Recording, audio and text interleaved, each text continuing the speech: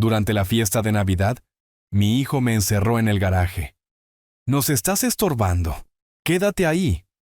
Se rieron, pensando que el viejo padre estaba indefenso. Pero yo sonreí. Cuando él regresó, yo ya no estaba allí. Solo encontró un regalo de mi parte que lo dejó pálido. Esta traición no quedará impune. Las consecuencias serán aterradoras. Antes de continuar, suscríbete al canal y escribe en los comentarios qué hora es en tu región en este momento.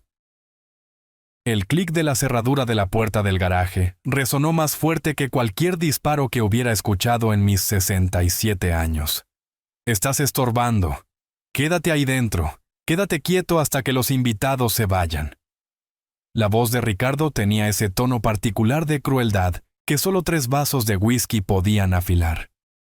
A través de la puerta, escuché la risita aguda de Daniela, seguida por la carcajada ronca de Elena, mi hijo, mi nuera y la madre de ella, los 3 riéndose del viejo encerrado en su propio garaje en Nochebuena.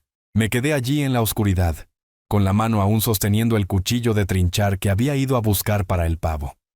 Las luces fluorescentes zumbaban sobre mi cabeza, proyectando sombras duras sobre mis 5 bellezas restauradas.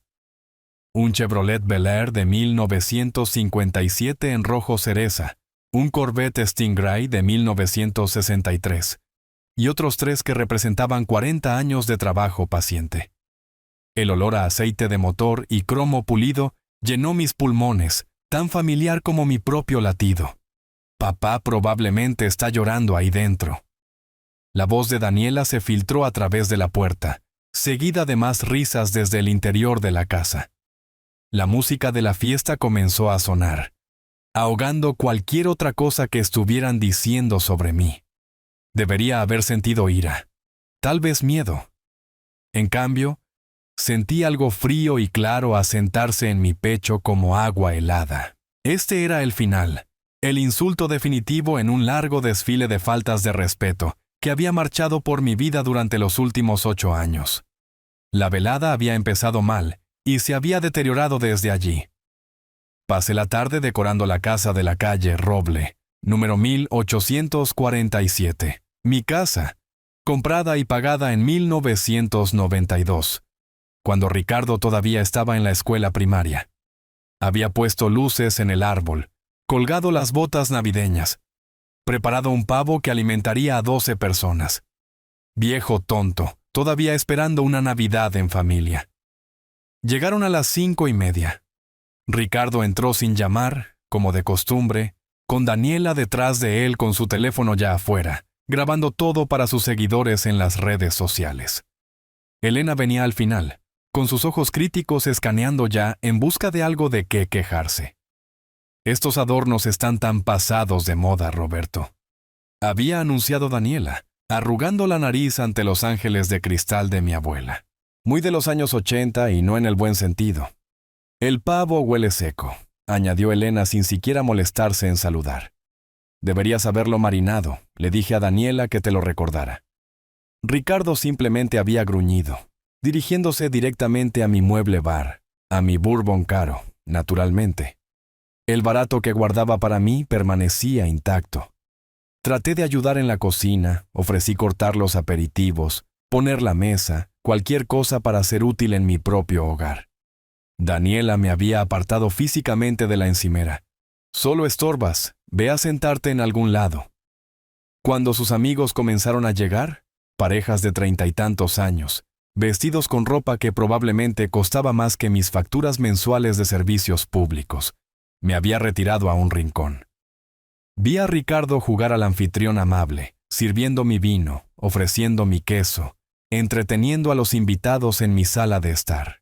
«Este es mi papá», anunció cuando alguien preguntó por mí, agitando los brazos en mi dirección como si yo fuera un mueble. «Ex mecánico de autos, vive con nosotros». «Vivo en mi propia casa», corregí en voz baja. Toda la sala se había reído. Realmente se rieron, como si hubiera contado el chiste más gracioso que habían escuchado en todo el año. La cara de Ricardo se había puesto roja, no de vergüenza, sino de irritación porque yo había hablado. Fue entonces cuando cometí mi error. Había visto a mi nieto Mateo, de 12 años, sentado solo en las escaleras con un libro. El chico parecía perdido, ignorado por sus padres como de costumbre. Me acerqué y le puse la mano en el hombro. ¿Quieres ver el taller, hijo? Tengo algo especial que mostrarte. Ahora no, papá. Había ladrado Ricardo a través de la sala, lo suficientemente alto como para silenciar las conversaciones. Este no es momento para tus viejos autos oxidados. Tenemos invitados. El rechazo en su voz, la crueldad casual. 8 años de eso, día tras día, acumulándose como óxido en el metal, viviendo en mi casa sin pagar alquiler, usando mis servicios, comiendo mi comida, todo mientras me trataban como a una mascota inconveniente de la que no podían deshacerse del todo. Caminé hacia el garaje para buscar el cuchillo de trinchar, necesitando un momento a solas. Fue entonces cuando escuché los pasos de Ricardo detrás de mí. Escuché la puerta cerrarse de golpe. Escuché el seguro activarse. Ahora estaba de pie en la oscuridad, escuchando cómo continuaba la fiesta de mi hijo sin mí. A través de las paredes, podía escucharlo contando una historia, algo sobre el viejo y sus autos chatarra. Más risas. Miré alrededor del garaje, mi espacio de trabajo, mi santuario, el lugar donde había construido algo real con mis propias manos, mientras Ricardo estaba afuera fingiendo ser algo que no era. Fue entonces cuando sonreí. No sabían sobre el pasadizo secreto. Nadie lo sabía. Lo había construido hacía 15 años, allá por 2009, cuando todavía dirigía mi negocio de restauración y necesitaba un acceso fácil entre el garaje y el cenador del patio trasero, donde guardaba mis suministros de pintura. Un túnel de unos 4,5 metros de largo, escondido detrás de una pesada estantería de metal que parecía no haberse movido en décadas. Caminé hacia la pared norte, mis pasos resonando en el concreto. Agarré la estantería, que rodó suavemente sobre ruedas ocultas que yo mismo había instalado, y la aparté. Detrás de ella estaba la puerta que había cortado en la pared y ocultado cuidadosamente. La empujé para abrirla. El aire fresco de diciembre entró desde el túnel. Libertad. Escape. Pero más que eso, oportunidad. Podría haberme ido en ese mismo momento. Podría haber caminado por ese túnel, subido a mi camioneta estacionada a 2 cuadras de distancia y haberme marchado en la noche. Dejar que se preguntaran a dónde se había ido el viejo. Dejar que entraran en pánico cuando finalmente abrieran el garaje y lo encontraran vacío. Pero eso habría sido demasiado simple, demasiado amable. Me paré en el umbral de mi pasadizo secreto, mirando mi garaje una vez más, a los autos que había restaurado con manos pacientes, a las herramientas que había coleccionado durante 40 años, a las fotos en las paredes, yo con clientes, yo en exposiciones de autos, yo construyendo algo que importaba, y tomé mi decisión. Me paré en el umbral de ese pasaje oculto, y de repente ya no estaba en mi garaje. Estaba en un tiempo diferente, una versión diferente del mismo espacio. Ricardo tenía 8 años, pequeño para su edad, con los ojos oscuros de su madre y mi barbilla obstinada. Lo había llevado al garaje un sábado por la mañana. Lo levanté para que pudiera ver bajo el capó de un Mustang de 1965, en el que estaba trabajando. ¿Ves eso, hijo? Ese es el motor, el corazón del auto. Si lo tratas bien, funcionará durante 50 años. Sus ojos estaban muy abiertos por el asombro. ¿Puedo ayudar, papá? Claro que puedes. Pásame esa llave inglesa, la del mango rojo. Pasamos toda la mañana juntos. Le enseñé los nombres de las herramientas. Le mostré cómo revisar el aceite. Le dejé girar la llave, aunque tuve que sostener su mano para mantenerla firme. Cuando terminamos, su cara estaba manchada de grasa y sonreía como si la Navidad hubiera llegado temprano. Cuando sea grande, anunció, quiero arreglar autos como tú. Le había revuelto el cabello. Puedes hacer lo que quieras, Ricardo. Cualquier cosa. El recuerdo se disolvió como aceite en agua. Ese niño se había ido. El hombre que me había encerrado aquí no tenía nada de ese niño. Otro recuerdo surgió, más reciente. Hace 3 meses, a finales de septiembre, había estado trabajando en el Bel Air cuando escuché a Ricardo y a Daniela, hablando en el patio trasero. Sus voces llegaban a través de mi ventana abierta del garaje. No va a vivir para siempre, había dicho Daniela. Esta casa vale al menos $600,000 ahora, tal vez 700,000. El barrio se ha vuelto muy caro. Lo sé, había respondido Ricardo. He estado mirando los valores de las propiedades. Podríamos venderla, comprar algo más grande en los suburbios y quedarnos con la diferencia.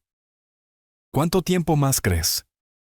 Daniela había bajado la voz, pero la escuché de todos modos.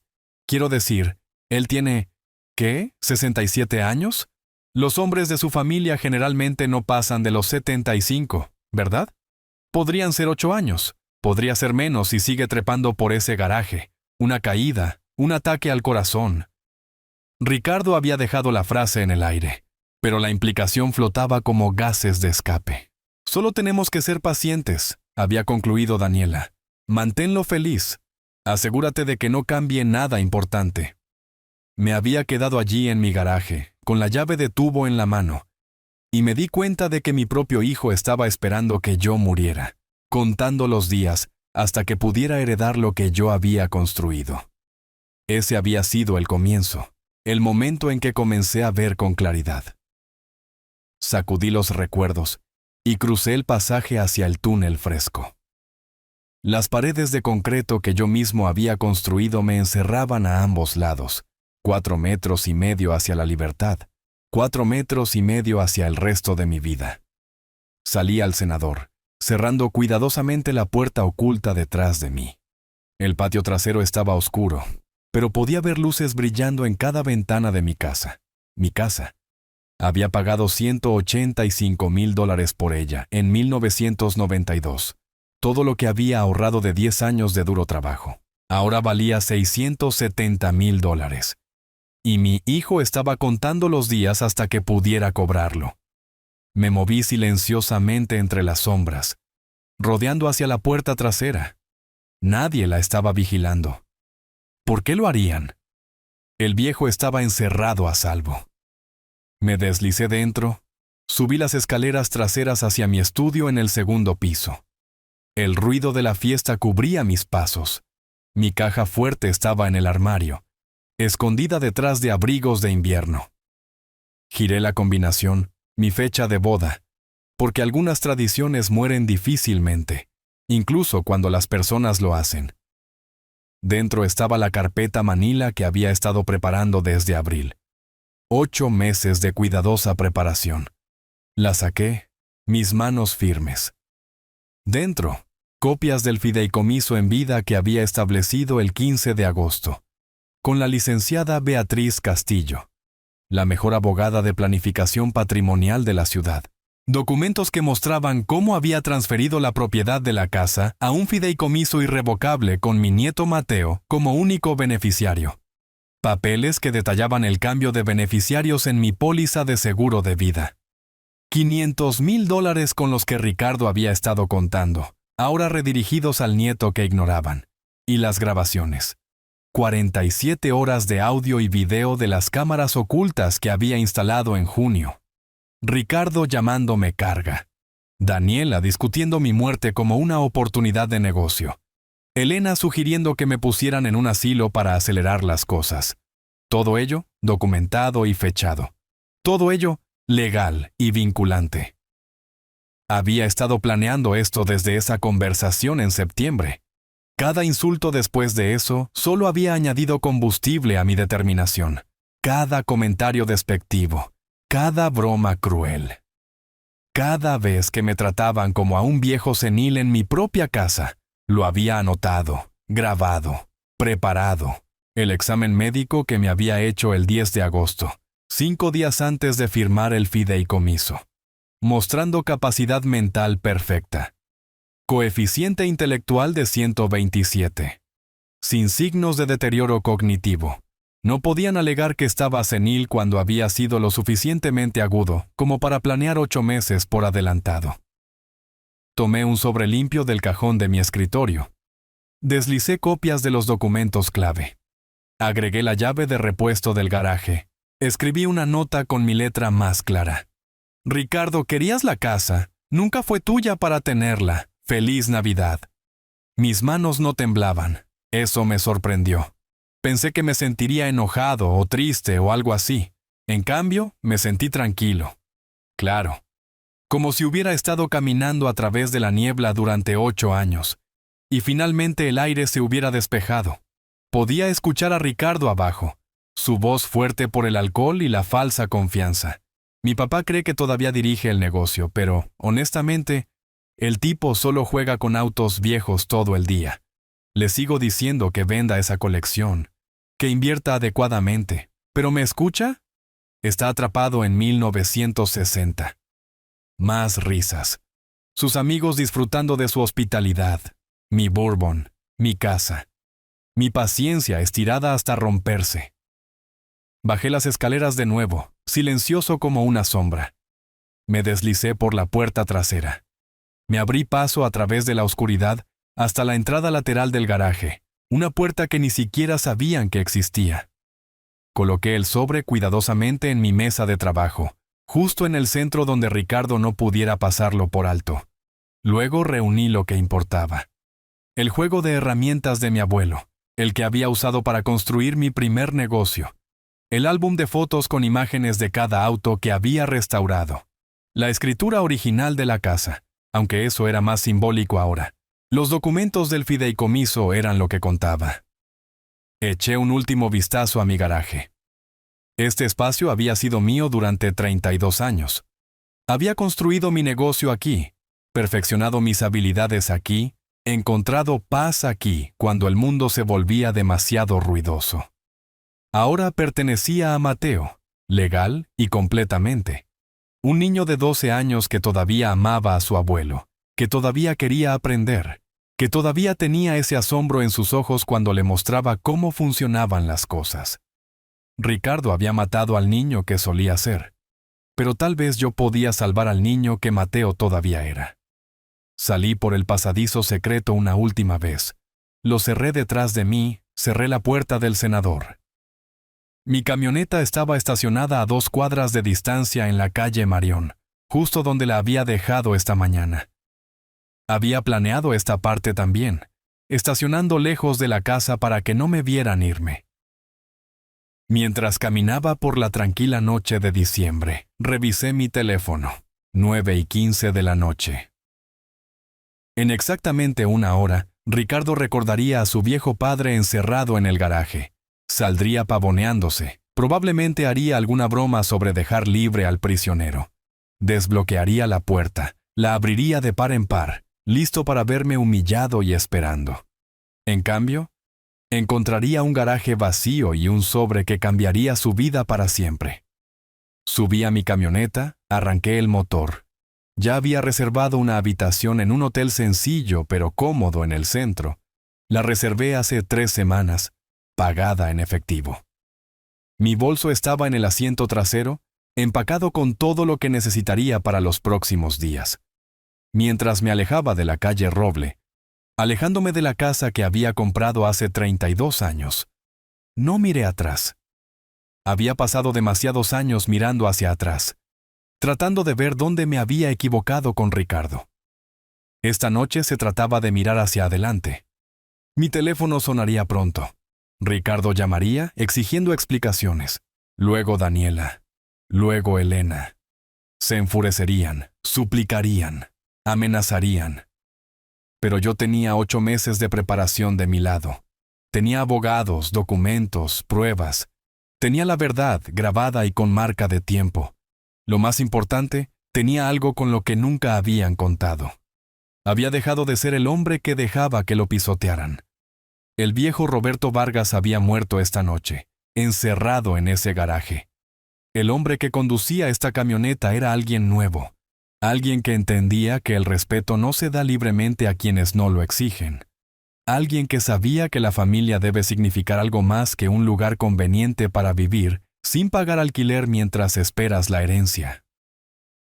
Entré al estacionamiento del hotel a las 9:47 de la noche. Me registré en mi habitación, me senté en la cama y esperé. A las 9:58 de la noche, mi teléfono comenzó a sonar. Sonreí, lo puse en silencio y dejé que vibrara inútilmente en la mesita de noche. ¿Querían jugar juegos? Había pasado 8 meses aprendiendo las reglas. Ahora era el momento de mostrarles que sabía cómo ganar. El teléfono vibró 37 veces antes de la medianoche. Conté cada una, viendo la pantalla iluminarse con el nombre de Ricardo, luego el de Daniela, luego el de Elena, rotando en creciente desesperación. Alrededor de las 10:30 de la noche, las llamadas comenzaron a llegar cada 2 minutos. Los imaginé parados en mi garaje, mirando ese espacio vacío, leyendo y releyendo mi nota. Ricardo, ¿querías la casa? Nunca fue tuya para tenerla. Feliz Navidad. 10 palabras, 8 meses de planificación destilados en una sola oración que lo perseguiría por siempre. A las 11:47 de la noche, apareció un mensaje de texto. Papá, por favor, podemos hablar de esto. Fue solo una broma. Vuelve a casa. Solo una broma. Eso es lo que siempre decían cuando finalmente les reclamabas por su comportamiento. El clic de la cerradura cerrándose había sido bastante real. La risa había sido genuina.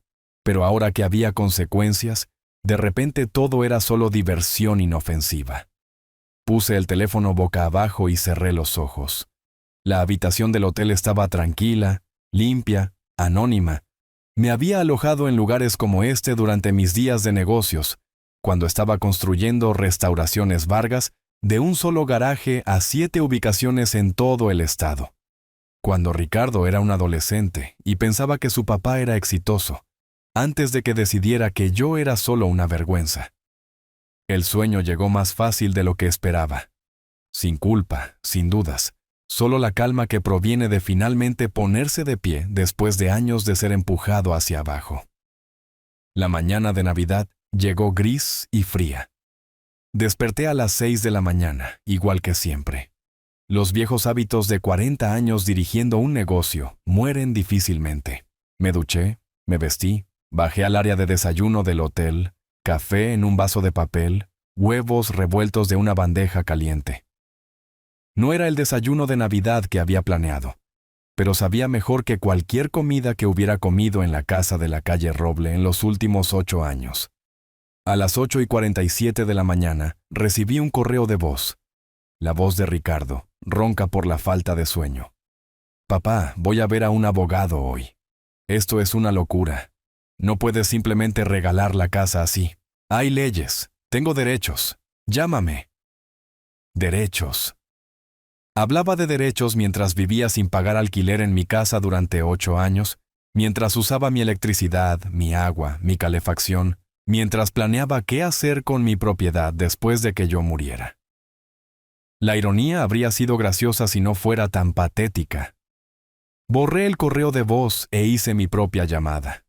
La licenciada Beatriz Castillo contestó al segundo timbre, a pesar de que era día de Navidad. Eso es lo que obtienes cuando pagas el precio más alto por la mejor abogada de planificación patrimonial de la ciudad. Don Roberto, dijo, con su voz profesionalmente cálida. Asumo que encontró los documentos hace unas 2 horas basado en las llamadas telefónicas.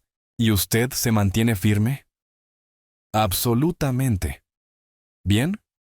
Espero que intente impugnar el fideicomiso. Siempre lo hacen. Pero hemos construido esto como una fortaleza. Evaluación médica probando su competencia mental. Documentación detallada de la transferencia. Todo presentado correctamente ante el condado. Incluso si encuentra un abogado dispuesto a tomar su dinero, no llegarán lejos. ¿Qué hay de mi nieto, Mateo? El fideicomiso lo protege completamente. Como fideicomisario designado, usted controla todos los activos hasta que Mateo cumpla 25 años. Su hijo no tiene legitimidad legal para acceder a la propiedad o a los fondos. Es esencialmente un inquilino sin contrato, lo que significa que puede solicitar el desalojo en cualquier momento. Nunca había entendido realmente el poder total de lo que habíamos creado hasta ese momento. Ricardo pensaba que yo era solo un mecánico simple que tuvo suerte con el tiempo, comprando una casa cuando los bienes raíces eran baratos. No tenía idea de que yo había estado jugando ajedrez mientras él jugaba a las damas. Envié el aviso de desalojo el día 26, dije. Deles 30 días. Considérelo hecho, y don Roberto, feliz Navidad.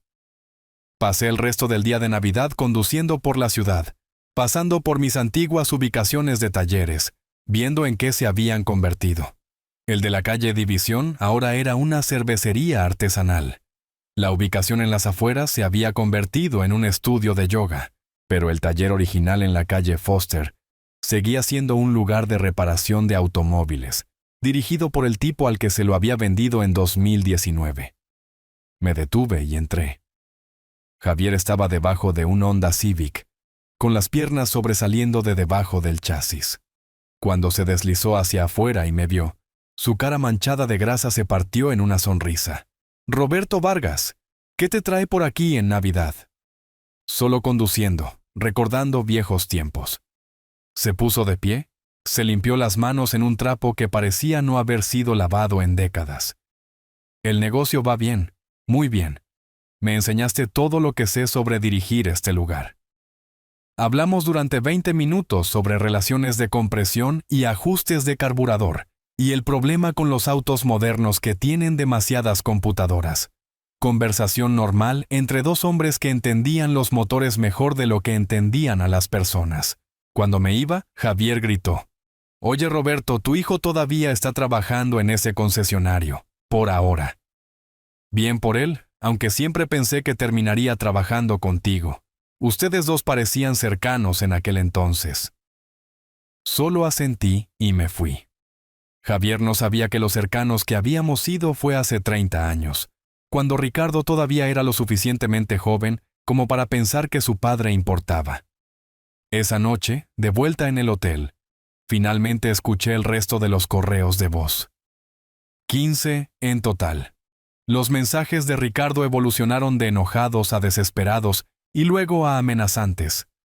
Los de Daniela eran chillones, acusándome de ser cruel y manipulador. Los de Elena eran los más reveladores. Seguía mencionando cómo se merecían la casa, cómo me habían aguantado durante tanto tiempo, aguantado, en mi propia casa. El último mensaje vino de Mateo, mi nieto de 12 años, con su voz pequeña y confundida. «Abuelo, papá está muy enojado. Dice que hiciste algo malo. Pero no lo hiciste, ¿verdad? Tú no harías algo malo. ¿Puedes llamarme?» Ese lo guardé. Mateo merecía algo mejor que padres que lo veían como un peón en su juego de herencia. El 26 de diciembre llegó con lluvia helada. Me senté en el restaurante del hotel, desayunando y mirando el clima a través de la ventana. Mi teléfono mostró un nuevo correo de voz de Ricardo. Marca de tiempo 7:23 de la mañana. No lo escuché. En cambio, hice una llamada al licenciado Flores, el notario que me había ayudado a estructurar los detalles administrativos del fideicomiso. Contestó de inmediato. «¿Don Roberto? ¿Cómo le trató la Navidad?» «Más o menos como esperaba. Necesito que prepare y presente el aviso de desalojo de 30 días. Envíelo por correo certificado, con acuse de recibo solicitado. Ya está redactado. Solo necesitaba su autorización. Saldrá hoy mismo. Lo tendrán para el día 28 a más tardar. Incluya el desglose de pagos, 7 meses de electricidad, agua, gas y servicio de basura impagos, el total de $2,340. Ya está detallado. Sonreí. El licenciado Flores valía cada centavo de sus honorarios. Perfecto. Una cosa más, continuó Flores. Querrá documentación de que les ofreció términos razonables. Lo protege si esto va a la corte. Incluiré una nota de que la deuda puede ser condonada si la propiedad es desocupada para el 25 de enero sin daños. ¿Crees que pelearán? Creo que su hijo intentará todo lo que se le ocurra. pero perderá. El fideicomiso es blindado. Después del desayuno, conduje hasta la escuela de mi nieto. Eran vacaciones de invierno, pero sabía que a Mateo le gustaba usar la biblioteca pública al lado de la escuela primaria. Efectivamente, lo encontré en la sección de jóvenes adultos, leyendo un libro sobre aviones de la Segunda Guerra Mundial. ¡Abuelo!, saltó, su rostro una mezcla de alivio y confusión. Todos te están buscando. Papá está muy molesto. Lo sé, hijo, siéntate conmigo un minuto. Nos sentamos en el rincón tranquilo de la biblioteca. Le expliqué lo que había hecho, evitando cuidadosamente los detalles crueles de por qué lo había hecho. Mateo era inteligente. 12 años con mente de 30 a veces. Pero todavía era un niño. No necesitaba escuchar grabaciones de sus padres planeando ponerme en un asilo. ¿Entonces la casa es mía?, preguntó, tratando de procesarlo. Está en un fideicomiso para ti, lo que significa que está protegida y creciendo hasta que seas lo suficientemente mayor para manejarla tú mismo, a los 25 años. Pero papá vive allí, no por mucho tiempo más. Va a necesitar encontrar su propio lugar. Mateo se quedó callado un largo momento. Luego preguntó, ¿es esto por cómo te tratan? Niño listo. Demasiado listo. Esto es porque quiero asegurarme de que tengas oportunidades que ellos nunca me dieron crédito por proveer.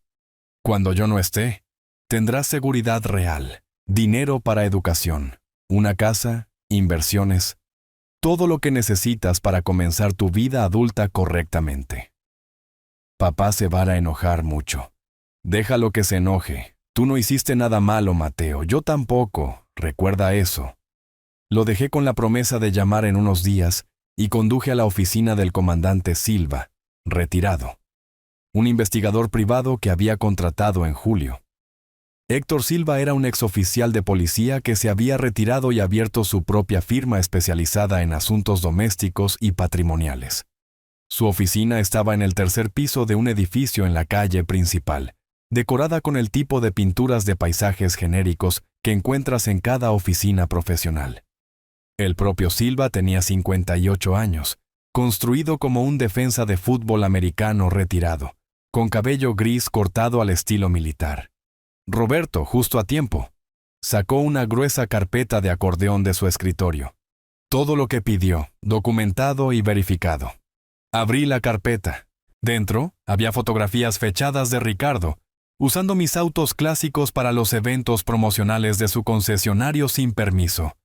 Copias de estados de cuenta de tarjetas de crédito que mostraban las cuentas de usuario autorizado que yo había estado pagando. Registros de facturas de servicios públicos que se remontaban a 2 años atrás, todas a mi nombre, ninguna de las cuales Ricardo había contribuido a pagar. Las cámaras funcionaron perfectamente, dijo Silva, sacando una memoria USB. 47 horas de grabación de las cámaras que me hizo instalar. Audio y video, todo mostrando un patrón de explotación financiera y abuso emocional. ¿Es admisible? Aquí, usted puede grabar cualquier cosa en su propia casa sin consentimiento. Es legal la vigilancia de audio y video de su propia propiedad. Si esto va a la corte, cada segundo es admisible. Hojeé la documentación. Silva había organizado todo cronológicamente, con referencias cruzadas con notas sobre lo que se estaba discutiendo. La conversación de septiembre sobre esperar a que yo muriera. Daniela quejándose de tener que lidiar con el viejo mientras planeaba su próxima publicación en redes sociales. Elena sugiriendo que podrían dejar accidentalmente los medicamentos fuera donde yo pudiera tomar demasiados. Esa última hizo que se me helara la sangre. Sabía que me querían fuera, pero verlo escrito en notas de investigación lo hacía real. Hay una cosa más, dijo Silva, deslizando otra carpeta sobre su escritorio. Dijo que investigara las fuentes de ingresos de su nuera. La abrí. Dentro había impresiones de publicaciones de redes sociales, acuerdos de patrocinio y registros de ingresos de varias plataformas, todo ello no declarado a la oficina de impuestos. Ha estado ganando entre $800 y $1,200 al mes durante los últimos 2 años a través de marketing de afiliados y publicaciones patrocinadas. Nunca declaró nada de eso en sus impuestos. Son $14,000 en ingresos no reportados. ¿Y si alguien informara de eso a la oficina de impuestos? La expresión de Silva no cambió. Toman las denuncias anónimas muy en serio, especialmente cuando van acompañadas de documentación. Cerré la carpeta. Envíelo, hoy. Ya está preparado. Solo necesitaba su autorización. Cada pieza estaba cayendo en su lugar. El fideicomiso protegiendo a Mateo, el aviso de desalojo obligándolos a salir, la evidencia protegiéndome de cualquier desafío legal, y ahora la investigación de impuestos que añadiría presión financiera a su situación ya desesperada. No estaba atacando por ira. Estaba desmantelando su cómoda vida de explotación con la misma precisión metódica que usaría para restaurar motores. Una pieza a la vez, cuidadosa y completamente. Cuando salí de la oficina de Silva, mi teléfono sonó. Ricardo de nuevo. Esta vez contesté. Papá, finalmente, necesitamos hablar de... No, Ricardo, no necesitamos hablar. Me encerraste en mi garaje en Nochebuena. Has estado esperando que muera para poder vender mi casa. Has pasado 8 años tratándome como un inconveniente en mi propio hogar. Se acabó hablar. Eso no es... Quiero decir, solo estábamos... Papá, por favor. Revisa tu correo el día 28. Tienes 30 días. Colgué y bloqueé su número. Luego el de Daniela. Luego el de Elena. El viejo Roberto Vargas se habría sentido culpable. Habría dudado de sí mismo. Se habría preguntado si estaba siendo demasiado duro, demasiado implacable, demasiado cruel. Pero el viejo Roberto Vargas había muerto en ese garaje, encerrado por su propio hijo en Nochebuena. El hombre que se alejaba conduciendo de la oficina del investigador sabía exactamente lo que estaba haciendo, y sabía que era justicia, no venganza.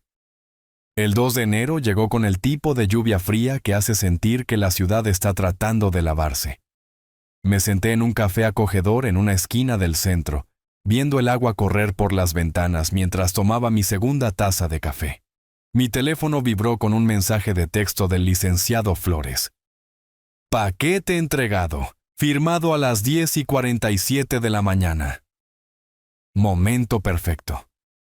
Ricardo estaría en el banco justo ahora, tratando de asegurar un préstamo. Él y Daniela necesitaban dinero para el licenciado Rivas, el abogado que habían contratado para impugnar el fideicomiso. Necesitaban dinero para un depósito de seguridad en un apartamento nuevo. Necesitaban dinero. Punto. Lo que estaban a punto de descubrir era que el dinero, como el respeto, no es algo que simplemente puedas exigir cuando has pasado años dándolo por sentado. Había preparado esta ficha de dominó en junio, 6 meses antes de Nochebuena. Las tarjetas de crédito que Ricardo usaba tan libremente, las que le permitían comprar bebidas para sus amigos, llevar a Daniela a restaurantes caros, mantener la ilusión de éxito, no eran en realidad suyas. Eran cuentas de usuario autorizado en mi perfil de crédito. Yo era el titular principal. Yo pagaba las facturas hasta que dejé de hacerlo. En junio, había llamado a cada compañía de tarjetas de crédito y eliminado a Ricardo como usuario autorizado. Las tarjetas seguían funcionando, por un tiempo, pero las facturas dejaron de pagarse. Los cargos por mora se acumularon. Los intereses se agravaron. Para diciembre, el daño estaba hecho. El puntaje de crédito de Ricardo había bajado de un respetable 720 a un pésimo 580. Ni siquiera se había dado cuenta. ¿Por qué lo haría?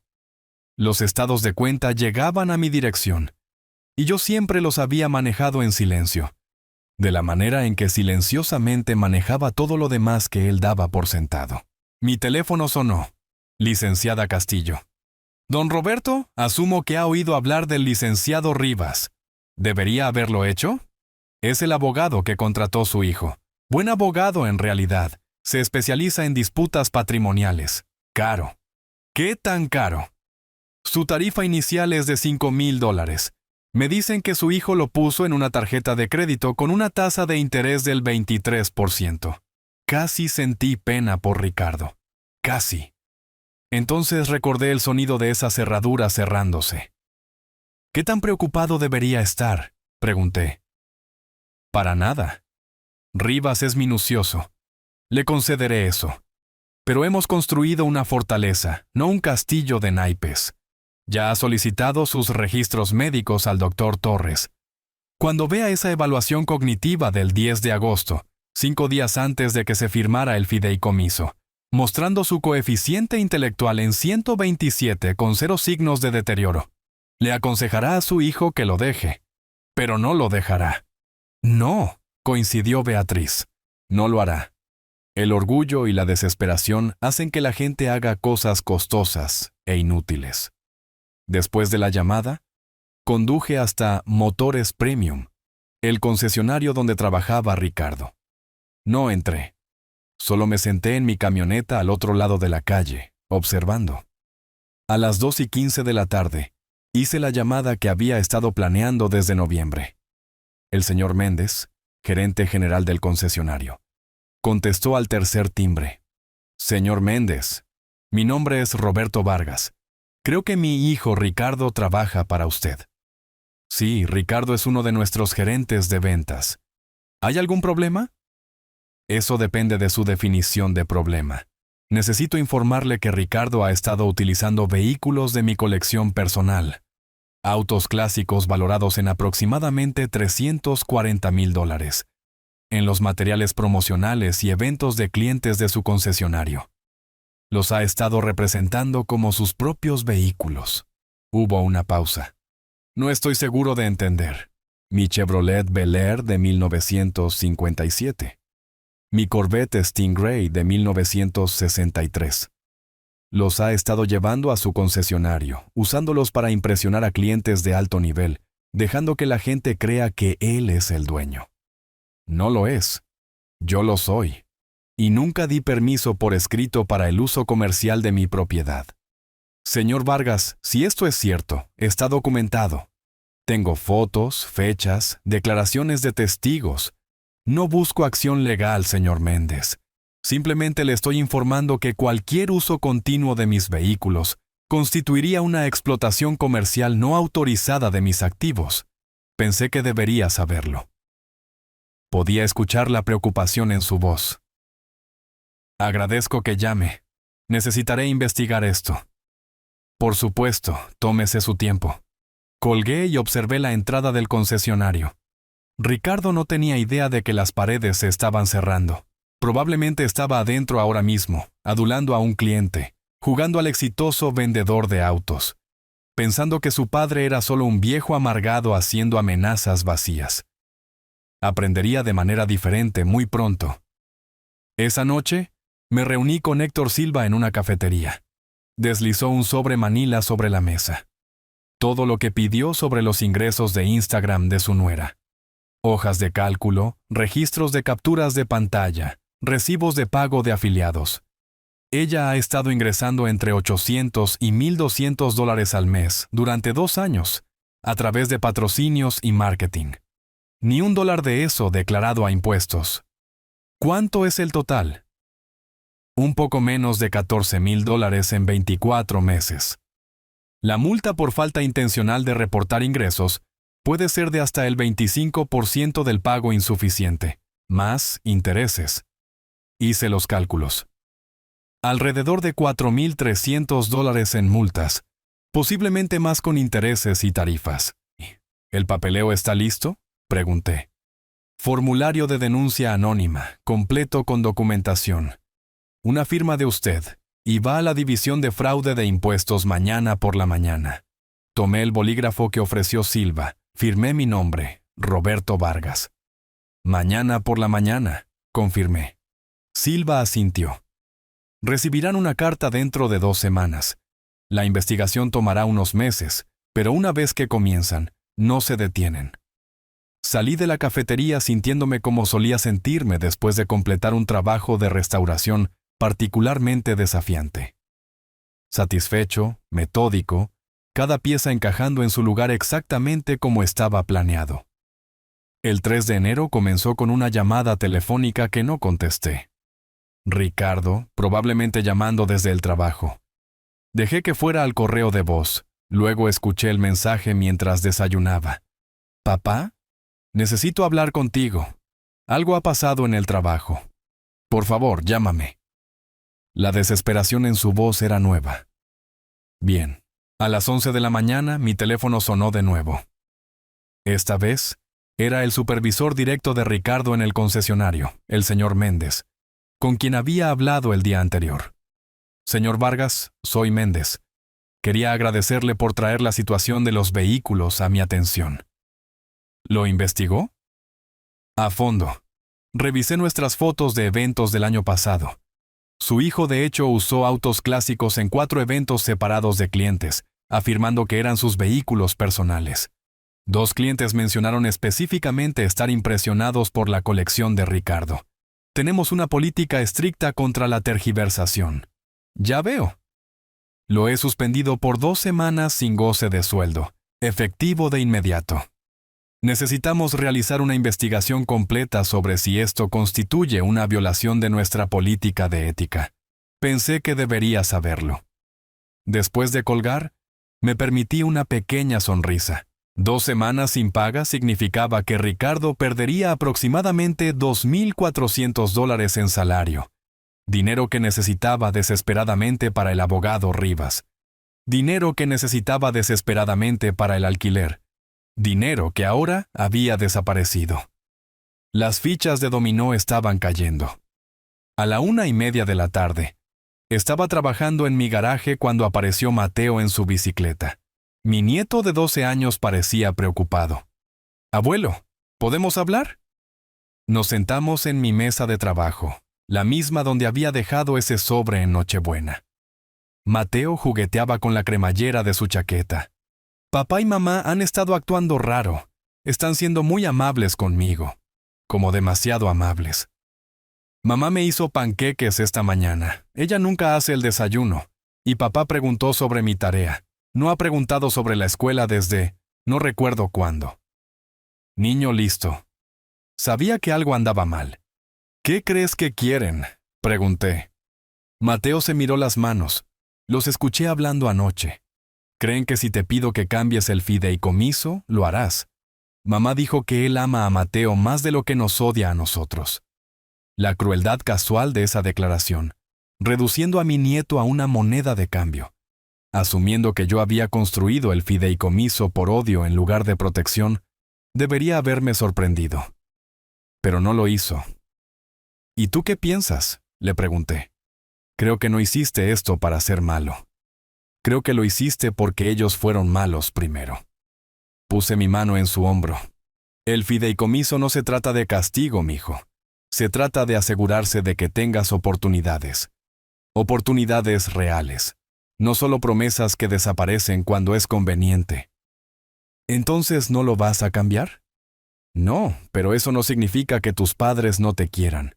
Solo significa que aman la idea del dinero más de lo que deberían». Mateo asintió lentamente.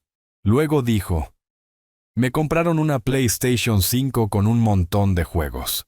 «¿Ah, sí?» «Sí. Papá dijo que es un regalo de cumpleaños adelantado. Mi cumpleaños no es hasta julio». La consola costaba $550, dinero que no tenían, gastado en un intento transparente de manipular a un niño de 12 años. Habría sido patético si no fuera tan calculado. «Quédate con la PlayStation», le dije. «Pero recuerda, el amor real no aparece con regalos caros cuando necesita algo. El amor real es consistente». Después de que Mateo se fue, me preparé la cena y esperé. A las 6:47 de la tarde, mi teléfono vibró con un mensaje de texto de un número desconocido. Reconocí el estilo de escritura de Daniela de inmediato. «Roberto, necesitamos hablar. Esto se está saliendo de control. Ricardo perdió su trabajo hoy por tu culpa.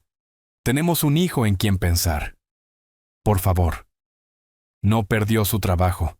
Fue suspendido por mentir. Pero la verdad y Daniela nunca habían sido buenas amigas. Borré el mensaje. A las 9:15 de la noche llegó otro mensaje de texto, este de un número bloqueado. «Estás destrozando a esta familia. ¿Es eso lo que quieres? ¿Que tu nieto crezca sabiendo que su abuelo destruyó la vida de su padre? Piensa en Mateo. Siempre Mateo. Siempre usándolo como palanca emocional. Nunca reconociendo que yo había pasado 8 años viéndolos ignorarlo mientras esperaban que yo muriera para poder vender mi casa. Apagué mi teléfono y abrí mi computadora portátil. Héctor Silva me había enviado los archivos de las cámaras ocultas. 47 horas de grabación, editadas en los clips más condenatorios. Vi unos minutos. Ricardo y Daniela en mi cocina, el 15 de septiembre, discutiendo cuánto podrían obtener por la casa. Elena sugiriendo que podrían acelerar mi declive olvidando recordarme sobre los medicamentos. Esa última todavía me helaba la sangre. Creé un video privado de YouTube. 8 minutos de duración. Una compilación de los peores momentos. La voz de Ricardo. ¿Cuándo va a estirar la pata el viejo finalmente? La risa de Daniela. Solo lo estamos aguantando por la herencia. La fría evaluación de Elena. Deberíamos haberlo puesto en un asilo hace 5 años. Configuré el video como no listado, generé un enlace y lo guardé. Todavía no, pero pronto. A la mañana siguiente, 6 de enero, Daniela recibió una carta de la oficina de impuestos. No la vi yo mismo, pero Mateo me lo contó más tarde. Aparentemente la había abierto en el desayuno y se había puesto pálida. Realmente pálida. Mateo dijo que parecía como si alguien le hubiera drenado la sangre de la cara. La carta solicitaba documentación de todos los ingresos recibidos de las redes sociales, incluido el marketing de afiliados, patrocinios y promociones de productos para los años fiscales 2023 y 2024. Le informaba que la falta de reporte adecuado de ingresos podría resultar en multas, intereses y posible enjuiciamiento por fraude fiscal. Según Mateo, Daniela se había encerrado en el baño durante 20 minutos. Cuando salió, tenía los ojos rojos e inmediatamente comenzó a gritarle a Ricardo sobre cómo todo esto era su culpa, cómo le había dicho que no me encerrara en el garaje, cómo todo se estaba desmoronando. Ricardo, desesperado y acorralado, hizo su movimiento. Vino a la casa el 8 de enero. No mi casa ya, realmente, sino la casa donde técnicamente todavía vivía por 17 días más. Yo estaba en el garaje cuando escuché abrirse la puerta trasera, pasos en las escaleras. La voz de Ricardo cuidadosamente controlada. «Mateo, ¿podemos hablar, campeón?» Me moví silenciosamente hacia la puerta interior que conectaba el garaje con la casa. La dejé abierta solo una rendija. Escuché. Entonces, el abuelo estableció este fideicomiso para ti, lo cual es genial, realmente genial. Pero aquí está la cosa. A veces las familias necesitan ayudarse mutuamente, y ahora mismo papá y mamá necesitan algo de ayuda. La voz de Mateo, cautelosa. ¿Qué tipo de ayuda? Bueno, la casa técnicamente te pertenece ahora, lo que significa que podrías pedirle al abuelo que nos deje seguir viviendo aquí, solo hasta que nos recuperemos, tal vez unos meses. El abuelo dijo que no puedo controlar el fideicomiso hasta que tenga 25 años. Correcto, pero podrías hablar con él. Él te escucha, eres su favorito. Una pausa. Luego Mateo, con el tipo de claridad que me hizo sentir orgulloso. Papá, ¿por qué nunca preguntaste sobre mi escuela antes? ¿Qué? Yo siempre... No lo hiciste, nunca preguntaste. Pero ahora quieres que le pida algo al abuelo. Escuché la voz de Ricardo cambiar, intentando un enfoque diferente. Mira, sé que no he sido el mejor papá, pero estoy tratando de cambiar. Toda esta situación con el abuelo me ha hecho darme cuenta. Mamá no está embarazada, ¿verdad? Silencio, hermoso y condenatorio silencio. ¿Qué? ¿Por qué harías...? Te escuché en el teléfono. Dijiste que mamá estaba embarazada y que el abuelo debería cambiar el fideicomiso para que el nuevo bebé también recibiera algo. Pero ella no está embarazada. Estabas mintiendo. Mateo, eso no es... Solo estaba explorando opciones. Estabas mintiendo para hacerme sentir culpable. Nunca había estado más orgulloso de ese chico. Esa noche, Me permití un momento de satisfacción, no de celebración. Esto no era algo para celebrar, sino de reconocimiento. El plan estaba funcionando. Cada pieza que había posicionado cuidadosamente durante 8 meses estaba ahora en movimiento. Ricardo estaba suspendido del trabajo, perdiendo dinero que no tenía. Daniela enfrentaba una investigación de impuestos que le costaría miles. Su crédito estaba arruinado. Su abogado era caro. Su hijo veía a través de su manipulación y les quedaban 12 días antes de que el desalojo se volviera legal y ejecutable. 12 días para empacar 8 años de darme por sentado. 12 días para entender que el viejo que habían encerrado en el garaje no era tan impotente como pensaban. La justicia, había aprendido, no siempre llega rápido, pero cuando se construye sobre una base de planificación cuidadosa y verdad documentada, llega completamente. El 20 de enero llegó frío y claro. Me paré en mi garaje real ahora, ya no compartido con personas que lo veían como suyo para reclamar, y esperé. A las 10:47 de la mañana, escuché el vehículo detenerse afuera. A través de la ventana vi el auto del alguacil del condado estacionarse frente al número 1847 de la calle Roble. El oficial Henderson salió, aviso oficial de desalojo en mano. Me había reunido con él la semana anterior para coordinar los tiempos, cortesía profesional entre dos hombres que entendían que la ley, aplicada correctamente, protege al inocente y responsabiliza al culpable. Me quedé en el garaje. Este momento no necesitaba mi presencia. Necesitaba suceder sin que yo me regodeara, sin que yo mirara. Esto no se trataba de humillación, se trataba de consecuencias. Pero podía escucharlo todo. El timbre, los pasos de Ricardo, la puerta abriéndose, luego la voz de Daniela chillona y llena de pánico. ¿Qué es esto? Ya sabemos sobre el desalojo. La respuesta tranquila del oficial Henderson. Señora, estoy aquí para notificar formalmente que tienen 5 días para desalojar las instalaciones. El 25 de enero al mediodía es su fecha límite. Después de esa hora, cualquier propiedad restante se considerará abandonada. Esto es una locura. Esa era Daniela de nuevo, su voz elevándose. Nos están echando de nuestro propio hogar. Este hombre, mi suegro, está usando a su nieto para robarnos.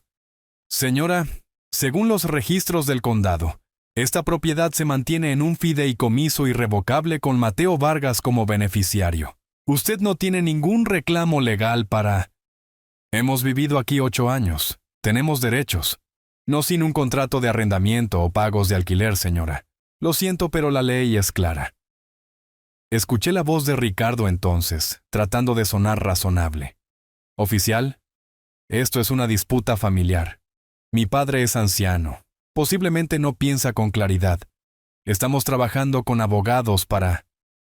Señor, he revisado los documentos del fideicomiso. Son legalmente sólidos. Su padre se sometió a una evaluación cognitiva 5 días antes de firmar. A menos que tenga una orden judicial que detenga el desalojo, necesitan estar fuera para el día 25. La conversación continuó, pero yo había escuchado suficiente. Volví a trabajar en el Corvette Stingray, dejando que el ritmo familiar del trabajo mecánico me calmara. Todo procedía exactamente como estaba planeado. Esa noche, mi teléfono sonó. Ricardo. Casi no contesté, pero la curiosidad ganó. Papá. Su voz era diferente, más pequeña. Por favor, no podemos encontrar ningún lugar donde vivir para el día 25. ¿No puedes darnos más tiempo? ¿Solo un mes? Tuviste 8 años, dije en voz baja. Usaste cada día de esos 8 años para darme por sentado. ¿Ahora quieres 30 días más de mi generosidad? Sé que me equivoqué, nos equivocamos, pero por favor piensa en Mateo. No debería tener que ver a su familia destrozada de esta manera. La manipulación era casi hermosa en su transparencia, usando a mi nieto como palanca, incluso ahora. Mateo se queda conmigo, dije. Él no verá nada excepto a sus padres, aprendiendo a valerse por sí mismos por primera vez en casi una década. Me encerraste en un garaje en Nochebuena, en mi propia casa, durante una fiesta familiar. Te reíste de ello. Le dijiste a tus amigos que yo era un inconveniente. Planeaste qué hacer con mi casa después de que yo muriera. Hice una pausa. ¿Realmente pensaste que no habría consecuencias? Silencio. Luego, voy a pelear esto. Voy a contarle a todo el mundo lo que has hecho. Adelante. Colgó. 2 días después, el 22 de enero, Ricardo cumplió su amenaza. Me desperté para encontrar mi teléfono vibrando con notificaciones. Había publicado en redes sociales un largo mensaje emocional sobre su padre cruel, que estaba echando a su propio hijo a la calle y manipulando a un niño inocente por venganza. La publicación había estado arriba durante 3 horas y ya tenía 47 comentarios de apoyo. Amigos de Ricardo, personas que habían estado en esa fiesta de Navidad, todos expresando conmoción y apoyo. Los leí mientras tomaba mi café de la mañana. Algunas personas en realidad me llamaban malvado. Una mujer sugirió que alguien debería llamar a servicios de protección para adultos para verificar si yo era mentalmente competente. Otro hombre, alguien a quien no reconocí, publicó: esto es abuso de ancianos al revés. El viejo está usando su dinero como arma para castigar a su familia. Dejé mi teléfono y abrí mi computadora portátil. La compilación de video de 8 minutos que había creado estaba en mi cuenta privada. No listada, pero lista. La había editado cuidadosamente. 47 horas de metraje condensadas en los momentos más condenatorios. La voz de Ricardo. ¿Cuándo va a estirar la pata finalmente el viejo bastardo? Estoy cansado de fingir que me importa. La risa de Daniela. Solo lo estamos aguantando hasta que muera. Luego vendemos este lugar y nos mudamos a las afueras. La fría cálculo de Elena. Deberíamos haberlo puesto en un asilo hace 5 años, acelerar las cosas. Y el momento que finalmente me había empujado al límite, Ricardo diciéndole a Daniela: si simplemente olvidamos recordarle sobre sus medicamentos, la naturaleza seguirá su curso más rápido. Esa todavía hacía que mis manos temblaran. Llamé a Mateo. Hijo, necesito tu ayuda con algo, es importante, y necesito que estés seguro de que quieres hacer esto. ¿Qué es, abuelo? Tu papá publicó algo en internet. Algunas personas están diciendo cosas malas sobre mí. Tengo pruebas en video de lo que realmente sucedió. Grabaciones de cámaras en la casa. Pero si las publico desde mi cuenta, parece rencoroso. Si vienen de tu cuenta, parece la verdad viniendo de alguien que estaba allí. Mateo se quedó callado un momento. ¿Las grabaciones que me mostraste sobre que querían ponerte en un asilo? Sí. Publícalas. Te daré mi acceso. Necesitan ver lo que dijeron cuando pensaban que nadie estaba escuchando. A las 2:30 de la tarde del 23 de enero, el video se publicó en la cuenta de Mateo con una simple descripción. Esto es lo que el abuelo escuchó durante 8 años. Por esto hizo lo que hizo. En 1 hora, la sección de comentarios en la publicación original de Ricardo había cambiado. La gente compartía el video de Mateo, mirando en silencio atónito cómo Ricardo, Daniela y Elena discutían mi muerte como una transacción comercial. Para las 4 de la tarde, alguien había etiquetado la página de Motores Premium, preguntando si sabían que su gerente de ventas hablaba de su padre de esta manera. Para las 5:30, el señor Méndez me había llamado. Señor Vargas, he visto el video que publicó su nieto. Después de revisar nuestra investigación sobre la tergiversación de vehículos y ahora ver esto, estoy terminando el empleo de Ricardo efectivo de inmediato. Este no es el tipo de carácter que queremos representando a nuestro concesionario. Entiendo, dije, manteniendo mi voz neutral. No sentí triunfo ni satisfacción, solo la tranquila certeza de que las acciones tienen consecuencias. Esa noche me senté en mi sala de estar, en mi casa, legalmente protegida y debidamente transferida. Y pensé en los últimos 8 años, en morderme la lengua cuando Ricardo se quejaba de que los adornos de Navidad eran demasiado anticuados, en quedarme callado cuando Daniela me empujaba lejos de ayudar en mi propia cocina, en ver a mi nieto sentado solo en las escaleras mientras sus padres entretenían a amigos con mi comida y mi licor. El viejo Roberto Vargas habría seguido aguantándolo, habría muerto tranquilamente en esta casa, dejándolo todo a un hijo que lo veía como un obstáculo en lugar de un padre. Pero ese Roberto Vargas había muerto en un garaje en Nochebuena, encerrado por la misma persona que se suponía debía amarlo. El hombre sentado en esta sala de estar había aprendido que el respeto no se puede exigir. Tiene que ganarse, y cuando se retiene a pesar de años de generosidad y sacrificio, a veces la única respuesta es dejar de dar lo que no se valora. Mi teléfono vibró. Un mensaje de texto de un número desconocido. Has arruinado su vida. Espero que estés orgulloso de ti mismo. Elena. Todavía peleando, todavía culpando a todos menos a ellos mismos. Borré el mensaje y apagué mi teléfono. 2 días faltaban para el desalojo. 2 días hasta que tuvieran que enfrentar todo el peso de lo que habían creado. El 24 de enero trajo nieve. Inusual para la ciudad, pero apropiado. La vi caer desde la ventana de mi cocina mientras Mateo se sentaba a la mesa haciendo la tarea. La paz tranquila fue interrumpida por mi timbre a las 9:15 de la mañana. A través de la mirilla vi a un hombre de traje sosteniendo un maletín. Profesional. De aspecto costoso. Abrí la puerta. ¿Roberto Vargas? Ese soy yo. Licenciado Rivas, abogado de Ricardo Vargas. Estoy aquí para entregarle documentos legales. Tomé el sobre. Un viernes por la mañana en la nieve. Debe ser urgente. Mi cliente está presentando una orden judicial de emergencia para detener el desalojo y una demanda alegando angustia emocional, abuso de ancianos a través de coerción e influencia indebida sobre un menor. Abrí el sobre y escaneé los documentos. Era desesperado, forzado, aferrándose a cualquier recurso legal. Las acusaciones eran creativas. Le concedería eso. Reclamos de que yo había manipulado a Mateo contra sus padres, que había usado mi edad y posición para coaccionar a un niño a participar en mi esquema, que el fideicomiso fue creado bajo coacción.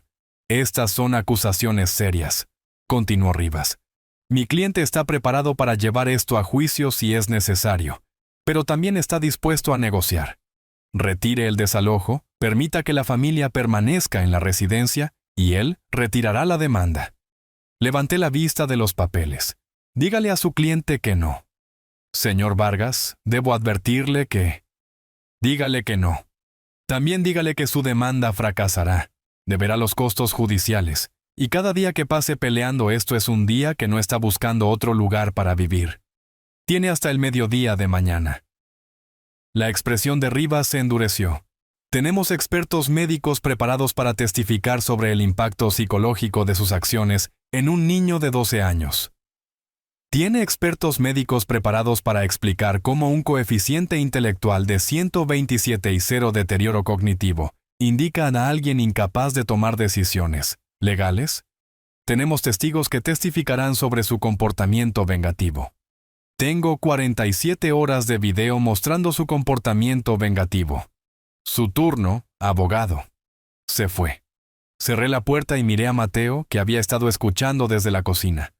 ¿Realmente van a intentar usarme contra ti?, preguntó.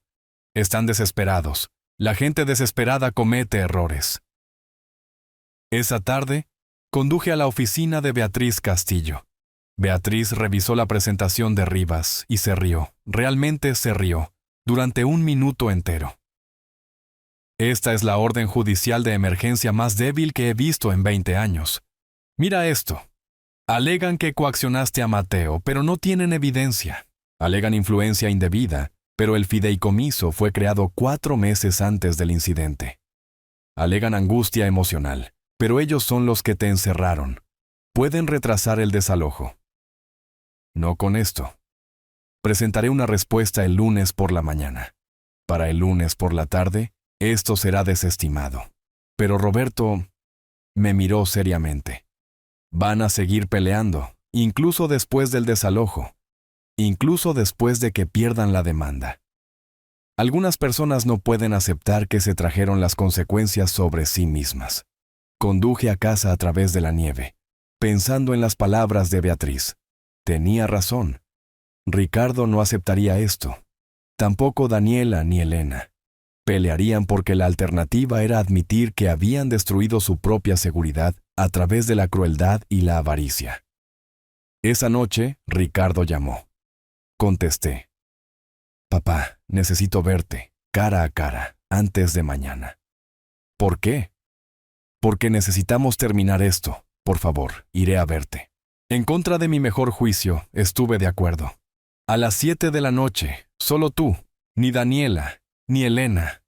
Llegó a las 6:55, con los hombros encogidos contra la nieve, pareciendo más pequeño de lo que jamás lo había visto. Lo dejé entrar, pero no le ofrecí café. Nos paramos en la entrada. Lo siento, dijo. Su voz se quebró. Siento haberte encerrado en el garaje.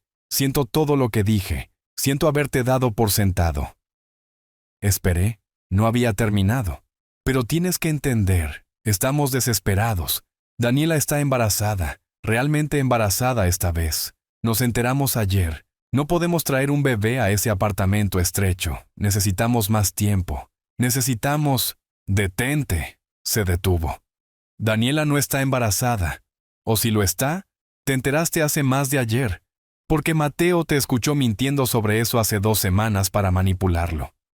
Su rostro palideció, atrapado. Incluso ahora, dije en voz baja, estás mintiendo, estás aquí con lágrimas y disculpas, pero todavía estás tratando de manipularme. No lamentas haberlo hecho, lamentas que no funcionó. Eso no es... ¿Lo decías en serio? Lo que dijiste en la grabación, sobre olvidar mis medicamentos para que la naturaleza siguiera su curso. Silencio. Contéstame, Ricardo. ¿Lo decías en serio? Estaba frustrado, no quería... ¿Lo decías en serio? Su mandíbula se tensó. Tal vez en ese momento sí, pero nunca lo haría realmente. Lárgate. Papá, tienes hasta el mediodía de mañana. Después de eso, las cerraduras cambian. Sal de mi casa. Se fue. Lo vi caminar hacia su auto a través de la nieve, con los hombros temblando. Si era de frío o de llanto. No podía decirlo. No me importaba. A la mañana siguiente, 25 de enero, llegué a la casa a las 11 de la mañana. Un camión de mudanzas estaba en la entrada. Ricardo, Daniela y Elena estaban cargando cajas, sus movimientos frenéticos y desorganizados. Me estacioné al otro lado de la calle y esperé. Mateo se sentó en mi camioneta a mi lado, viendo a sus padres luchar. ¿Te sientes mal?, preguntó. ¿No?, dije honestamente. Me siento cansado, pero no mal. A las 11:58, el camión se alejó. Ricardo se paró en el jardín delantero, mirando la casa, mirándome a mí. Su expresión estaba vacía, derrotada. Salí de mi camioneta, caminé hacia la puerta principal, cambié las cerraduras con el nuevo juego que había traído. El clic del cerrojo deslizándose sonó definitivo. Ricardo todavía estaba parado allí. «Destruiste mi vida», dijo. «No», respondí. «Recuperé la mía. Tú destruiste la tuya». Caminé de regreso a mi camioneta. Conduje sin mirar atrás. Mateo estaba callado a mi lado, procesando lo que había presenciado. «¿Abuelo?» «Sí, hijo. Gracias por mostrarme cómo se ve cuando alguien se defiende a sí mismo». Me incliné y apreté su hombro. Eso justo ahí, hizo que todo valiera la pena. El 7 de febrero llegó con el tipo de mañana gris que te hace apreciar una casa cálida y café caliente. Me senté en mi cocina. La cocina que finalmente era legalmente mía de nuevo cuando llegaron los resultados de la audiencia preliminar. La licenciada Castillo llamó a las 9:47 de la mañana. El juez desestimó la demanda de Ricardo, desestimación completa. Dictaminó que usted actuó dentro de sus derechos legales, que hay 0 evidencia de coacción, y que el abogado Rivas desperdició el tiempo de la corte con una demanda frívola. Su hijo ahora le debe a usted $8,750 en honorarios legales. Dejé mi café. $8,750 que él no tiene. La corte embargará su salario, pero a $17 la hora. Hizo una pausa. Roberto, esto ha terminado. Legalmente, financieramente, completamente. No tienen más movimientos. Gracias, Beatriz. Una cosa más. Rivas me llamó esta mañana. Quería discutir un acuerdo. Le dije que no había nada que acordar. En realidad sonaba aliviado de haber terminado con este caso. Después de colgar, me senté en la tranquila cocina, procesando. 2 meses. Eso era todo lo que había tomado desmantelar 8 años de aprovechamiento. 2 meses desde Nochebuena hasta la victoria legal completa. Pero no había terminado. Había una cosa más que necesitaban entender. 14 de febrero. Día de San Valentín. Un día para mostrarle a la gente lo que significan para ti. Le envié un mensaje de texto a Ricardo. Ven a la casa a las 6 de la tarde. Necesitamos hablar. Llegó a las 5:53. Vi a través de la ventana cómo se sentaba en su auto durante 3 minutos, reuniendo valor. Cuando finalmente llamó, abrí la puerta de inmediato. Entra. Entró, mirando alrededor como si estuviera visitando un museo de su vida anterior. Mateo estaba en el sofá haciendo la tarea. La licenciada Castillo estaba sentada en el sillón, con el maletín a sus pies. Documentos esparcidos sobre la mesa de centro. El rostro de Ricardo palideció. ¿Qué es esto? Siéntate, dije, no duro, solo firme. Se sentó. Sus manos temblaban ligeramente. Beatriz habló primero. Señor Vargas, estoy aquí en mi capacidad profesional para presentar documentación financiera que su padre cree que usted debería ver. Lo que estoy a punto de mostrarle es una contabilidad completa del fideicomiso en vida establecido para Mateo Vargas. Abrió una carpeta, extendió una hoja de cálculo. El fideicomiso actualmente contiene los siguientes activos. La propiedad en la calle Roble, número 1847. Valor tasado en $670,000. Una cartera de inversiones de fondos indexados valorada en $890,000. Una colección de 5 automóviles clásicos restaurados valorada en $340,000 y un fondo educativo de $180,000. Valor total actual, $2,080,000. Ricardo miró los números. Su boca se abrió. Se cerró. Se abrió de nuevo. Eso no incluye, continuó Beatriz, la póliza de seguro de vida de $500,000 con Mateo como beneficiario. Cuando Mateo cumpla 25 años en 2038, las estimaciones conservadoras con un crecimiento anual del 6% proyectan el valor del fideicomiso en aproximadamente $7,300,000. ¿7? Ricardo no pudo terminar la frase. Me incliné hacia adelante. Pensaste que era un simple mecánico, un tipo que tuvo suerte comprando una casa en el momento adecuado. Me llamaste el viejo que juega con autos chatarra. Sus ojos se encontraron con los míos, luego bajaron. Construí restauraciones Vargas desde la nada. Comencé en 1984 con una sola plaza de garaje y un sueño. Para 2019, era dueño de 7 ubicaciones en todo el estado. Vendí el negocio por $1.8 millones. Invertí cuidadosamente. Viví modestamente. No porque fuera pobre, sino porque no era derrochador. No lo sabía, susurró. No preguntaste, no te importó. Solo esperaste a que muriera para poder vender lo que yo había construido. Beatriz sacó otro documento. Este es el plan patrimonial original de 2016. Antes de que todo cambiara, muestra que su padre tenía la intención de dividir sus activos equitativamente. La mitad para usted, la mitad para Mateo. La casa habría sido suya. Aproximadamente $1 millón habrían sido suyos. La cara de Ricardo se desmoronó. Papá, yo... Pero me encerraste en un garaje en Nochebuena. Pasaste 8 años tratando mi generosidad como debilidad. Discutiste mi muerte como una transacción comercial. Mantuve mi voz firme. Así que cambié el plan. Cada activo, cada dólar va para Mateo. Será millonario antes de cumplir 30 años. Lo siento, sollozó Ricardo. Lo siento tanto. Mateo levantó la vista de su tarea. Habló claramente. ¿Sientes haberlo hecho o sientes que no funcionó? La pregunta quedó en el aire. Ricardo no pudo responder. Beatriz colocó un último documento sobre la mesa. Este es un anexo al fideicomiso.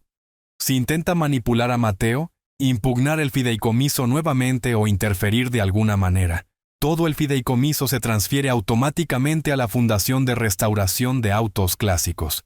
Mateo recibiría solo el fondo educativo. Todo lo demás iría a la caridad. Eso es... Ricardo miró a Mateo. Eso no es justo para él. Tampoco lo fue ignorarlo durante 12 años, dije. Esto es protección contra ti. Ricardo se volvió hacia su hijo. Mateo, ¿tú? ¿Estás de acuerdo con esto? Mateo miró a los ojos de su padre. Por primera vez en su vida, mi nieto le habló a su padre con total honestidad. Me compraste una PlayStation 5 para manipularme. Mentiste sobre que mamá estaba embarazada. Nunca has preguntado sobre mi escuela, mis amigos, lo que me gusta leer. El abuelo me pregunta esas cosas todos los días. Me enseña sobre autos, sobre dinero, sobre ser una persona que cumple su palabra.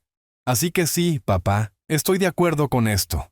La mirada en el rostro de Ricardo, esa mezcla de vergüenza, pérdida y comprensión, fue más satisfactoria que cualquier victoria legal.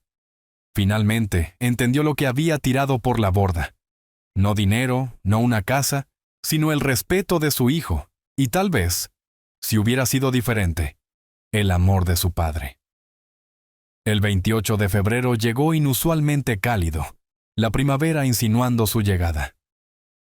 Mateo y yo cargamos el Chevrolet Bel Air de 1957 en el remolque a las 7 de la mañana. Habíamos pasado 6 semanas restaurándolo. Cromo nuevo, motor reconstruido, pintura perfecta en rojo cereza original. Brillaba como una joya. ¿Listo para esto? Le pregunté a mi nieto. ¿Bromeas? Vamos a ganar. Su confianza me hizo sonreír. El centro de convenciones bullía con entusiastas de los autos clásicos cuando llegamos a las 9:30. La exposición de restauración de autos atrajo a cientos de participantes y miles de espectadores. Posicionamos el Bel Air en nuestro lugar asignado. Y Mateo inmediatamente comenzó a pulir manchas invisibles del cromo. «Es perfecto», le dije. «Hiciste un gran trabajo». «Hicimos un gran trabajo», corrigió. Los jueces comenzaron sus rondas a las 11 de la mañana. Pasaron 20 minutos examinando nuestro auto, haciendo preguntas técnicas.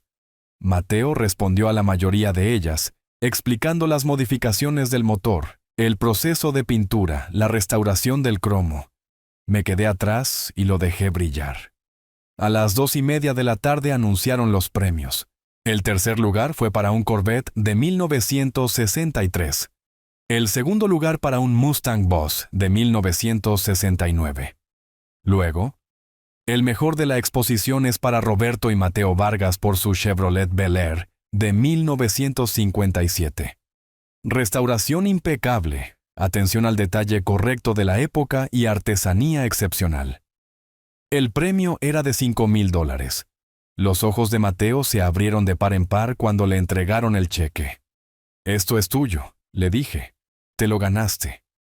Pero tú me enseñaste. Tú hiciste el trabajo. Ese cheque tiene tu nombre por una razón». Fue entonces cuando lo vi, a Ricardo parado cerca de la entrada, medio escondido detrás de un grupo de espectadores. Había venido.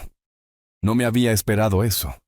Durante la hora siguiente, la gente le hizo preguntas a Mateo sobre la restauración.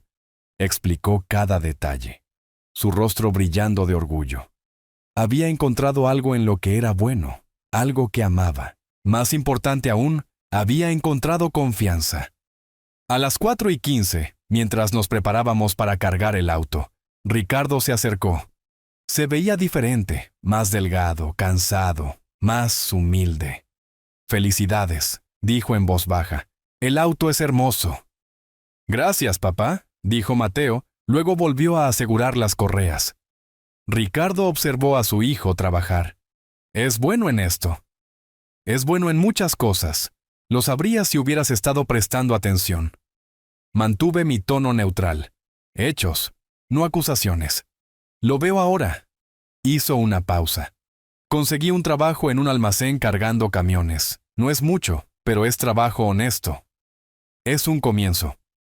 Daniela consiguió un trabajo también, en una tienda departamental. Estamos pagando nuestras deudas, todas ellas. Me miró. Incluyendo la tarifa judicial de $8,750.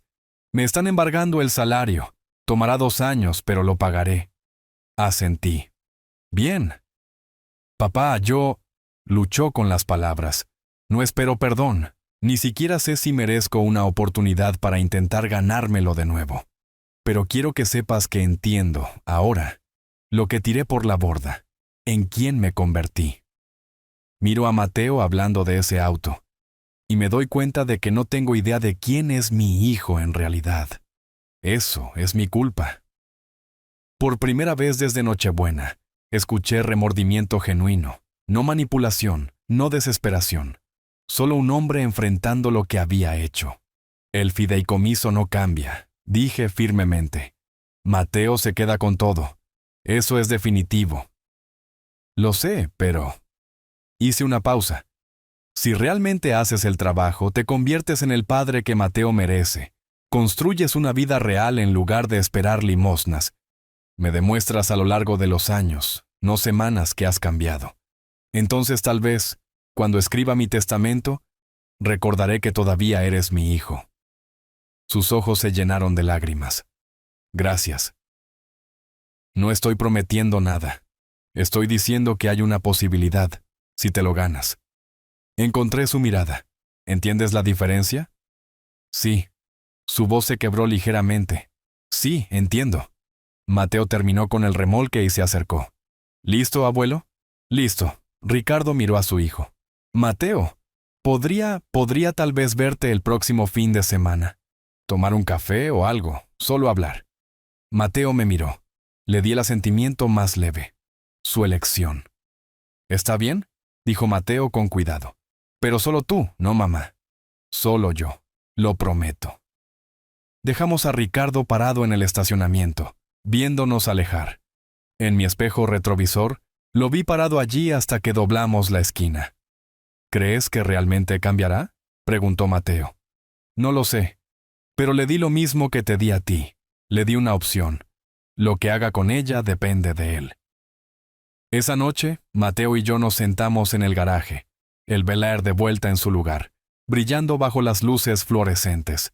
El niño que había sido ignorado y pasado por alto, ahora tenía $80,000 en un fondo fiduciario, una habilidad que amaba y un abuelo que creía en él. ¿Abuelo? ¿Sí? Gracias. Por todo. Por protegerme. Por enseñarme. Por mostrarme lo que significa defenderse a uno mismo. Puse mi brazo alrededor de sus hombros. No tienes que agradecerme, hijo. Eres mi nieto. Esto es lo que hace la familia real. Nos protegemos mutuamente, nos edificamos mutuamente. No esperamos a que la gente muera para poder cobrar. Él sonrió. Luego preguntó, ¿qué quieres restaurar después? Miré los 4 autos restantes en mi colección. ¿Qué tal el Corvette Stingray? Necesita tapicería nueva. ¿Cuándo empezamos? Mañana. Y así, la vida siguió adelante. La casa permanecía segura en la calle Roble, legalmente protegida y debidamente apreciada. Mateo tenía un futuro más brillante de lo que Ricardo y Daniela podrían haber imaginado, y yo había aprendido algo valioso en mis 67 años. El respeto no es algo que puedas exigir o heredar.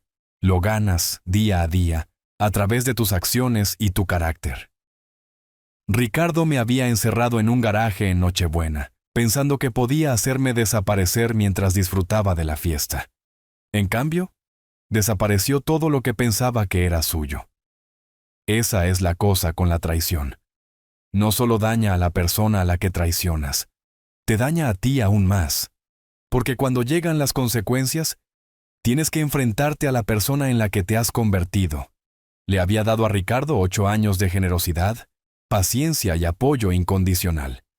Él me había pagado con desprecio y avaricia, así que le había dado algo más. Justicia. Justicia clara, metódica y legalmente inexpugnable. Algunos podrían llamarlo venganza. Yo lo llamé consecuencias. Y de pie allí en mi garaje con mi nieto, enseñándole cómo restaurar cosas hermosas que otros habían abandonado. Supe que había tomado la decisión correcta. La justicia no siempre es amable, pero siempre es justa. Y la traición, como Ricardo había aprendido, siempre tiene un precio. Si te gustó esta historia, por favor dale me gusta a este video. Suscríbete al canal y comparte tus impresiones de esta historia en los comentarios.